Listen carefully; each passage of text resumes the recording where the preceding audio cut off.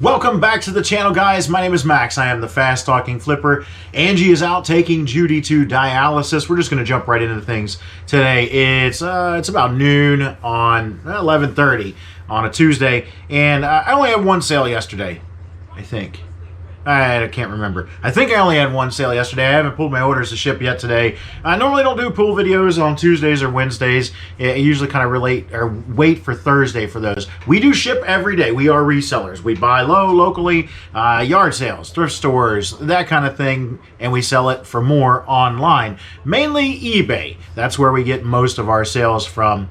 And yesterday we had a pretty good sale. I'll have Angie pop it up on the screen for you. And what it is was one of the car part outs, the transmissions. I normally sell those locally because they're heavy. They weigh 99 pounds a piece. So I'm gonna have to figure out how to ship this one. I wanted to try to expand my market. They're good sellers. The transmission in these cars go out. So when you get a good one, you know you're gonna make some money off of it. It sat on eBay for quite a while, but I don't have much into it. You know, I think I had $800 into that entire car, and we sold the transmission for that much. So it was a good sale. We'll get that out here in the next day or two. It's going to have to go FedEx, I believe. I might be able to do UPS with it. I don't know. I'll just have to see. I'll have to play with it. This will be my first time. So I'm going to make money on it. I'm not going to be hurt. I've definitely got plenty of profit in there. I just want to see how to do things and learn that system. But today, the reason why I decided to make a video was because everybody's been bitching about eBay sales. And have we been honest with ourselves about what's really going on? I have said we aren't selling anything different. And I've said it over and over and over again. And last night I started to review my metrics. Someone asked me a while back, you know, do you get into the numbers? And I've been putting off making a video about that because I didn't really want to sit down and look at and you know, do a deep dive. I didn't want to spend a lot of time on doing a deep dive into the numbers of eBay and what they mean as far as views and stuff go. But it occurred to me last night that in yesterday's video when I said it, we don't have a lot of video games anymore. And I remembered back to a video from a while ago where I said we get about 30% of our sales from video games. And everything clicked last night when I was thinking about it. We're down about 30%. We don't have a lot of video games. If we're down 30% and we used to get 30% of our sales in video games, where do you think our sales went? I'm going to guess it's in those video games. They are a very contested market. And when they're a contested market, they're contested to pick up. I don't know how many yard sales I've been to this year alone where I walk up to the yard sale and someone is walking out with all the video games. It just happened Saturday. I walked up to a yard sale and I was kicking myself because I saw the sign for it and I went to another one first and I came back to it. And when I came back, the guy was walking out with all the video games. And what I ended up finding was this, you know, the sloppy seconds. I got the junk that was just left behind. Still ended up scoring. It's where I got the bicycle from. Still ended up scoring pretty good because, you know, it's such a low-hanging fruit. When people go nuts and picking for it, you physically see it. Look at some of these YouTubers that go out and that's all they do, or that's one of their mainstays. And they ask for video games when they get them. Oh my gosh, you can see it physically in their body language that they're excited to get them. It's just another thing to us. I get so much random stuff that it's not a big deal. We get video games. I would love to get more, obviously, because the more you get, the more money, but it's just money. You know, it's just money. It's not like it's super exciting. I would rather get, you know, this kind of toys and stuff like that. I would rather see that. That would get me excited. You tell me you got old Star Wars toys in the box, or tell me that your family member used to work for Kenner. That would get me fired up, and we would really go on a deep dive. But looking at my metrics, I was saying we have increased our overall item sale, our dollar amount per sale. I don't know what I want to call that, but we've increased our over dollar amount per sale. We are up around the $60 range, $60 to $70 range. Whereas before we were in like the $40 range and we struggled to keep it above 40.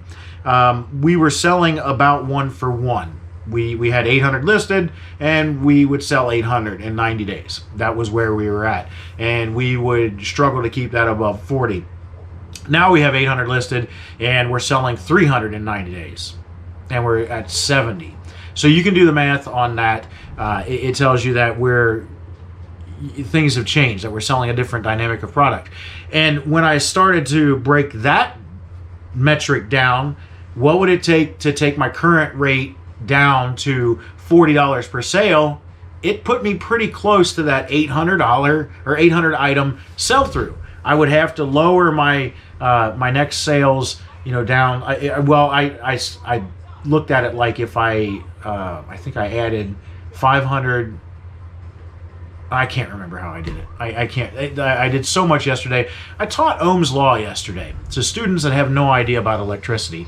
And my brain was pretty fried by the end of it, because helping different students in their different levels of learning, adult students at that, in their different levels of learning, from the point of I have no idea what I'm doing to I'm fairly advanced.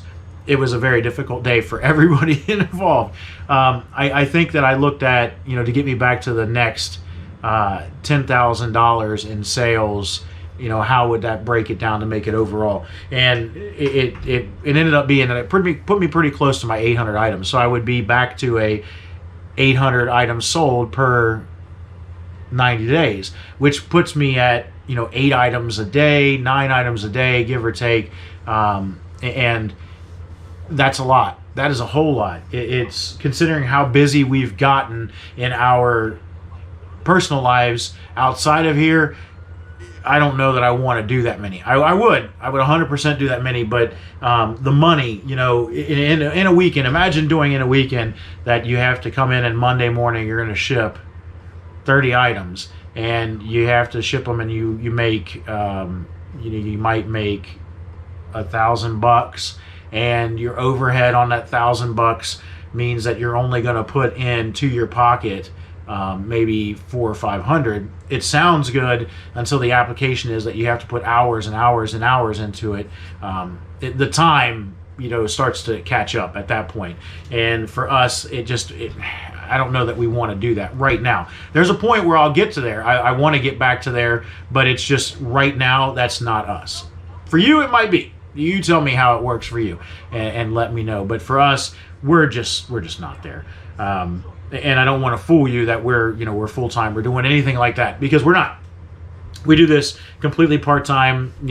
Angie, we're out here every day. We're out in the shed. You can see that I got all my shipping from yesterday done. Even though eBay labels went down, I cleaned up a little bit in here. We sold a couple things. That's where the money is laying on the table. Sold a couple local items, and my target is to get that pile today out of here. I want to spend a couple hours out here. I'm not spending much time. I'm going to spend this time to make the video, and spend a couple hours out here, maybe listing, getting I want to get that pile done so we can use our fold down table to do our clothing, put our clothing on it, and get that listing, get it out of here, and be done with that. I'm not going to do 8 hours out here. Just not going to do it. I need to get set up for whatnot. I saw Chris, Old School Picker. He did a great first auction. Second one, I tuned in briefly, and I got sidetracked. I was like, butterfly, and I ran away. I saw his first auction. He did great. I like seeing the volume go out of there, and I'm trying to analyze. I'm really analytical. That's kind of the way I like to do things. I'm analyzing, and I've got personal questions I'd love to ask him offline, and I might send him a message and ask him, hey, yeah, you sold 50 items. That's great. If that was, what was your goal for that? Was it to make money, or was it to move product? Because those are two separate things. Do you want to get things out from under your feet, or do you want to make a good amount of money off of them? So where were you with that? If your goal was to move product, cool, I see what you're doing. If your goal was to make money, did you accomplish it? Cool.